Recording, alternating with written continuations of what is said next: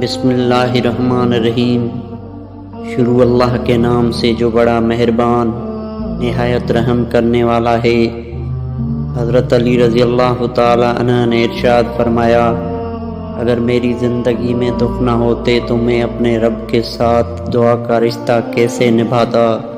لفظ انسان کے غلام ہوتے ہیں مگر صرف بولنے سے پہلے تک، بولنے کے بعد انسان اپنے الفاظ کا غلام بن جاتا ہے۔ حضرت علی رضی اللہ تعالی عنہ نے فرمایا، ہر چیز توڑ دو انسان کی بنی ہوئی، لیکن کسی کا دل نہ توڑو، کیونکہ دل اللہ نے بنایا ہے۔ خداوند عالم کو جب اپنے کسی بندے کی اصلاح مطلوب ہوتی ہے تو اسے کم بولنے، کم کھانے اور کم سونے کا الہام فرماتا ہے۔ دوست کو دولت کی نگاہ سے مت دیکھو، وفا کرنے والے دوست اکثر غریب ہوتے ہیں۔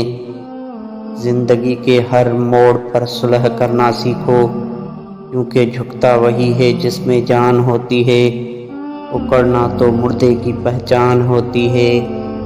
حضرت علی رضی اللہ تعالی عنہ نے فرمایا، جو مجھ سے سچی محبت کرتا ہے وہ مجھے 3 مقامات پر دیکھے گا۔ نمبر 1، جب روح گلے تک پہنچ جائے گی یعنی موت کے وقت۔ نمبر 2، پل صراط پر سے گزرتے وقت۔ نمبر 3، حوض کوثر کے قریب۔ دوستو، ویڈیو اچھی لگے تو لائک شیئر ضرور کر دیجیے گا۔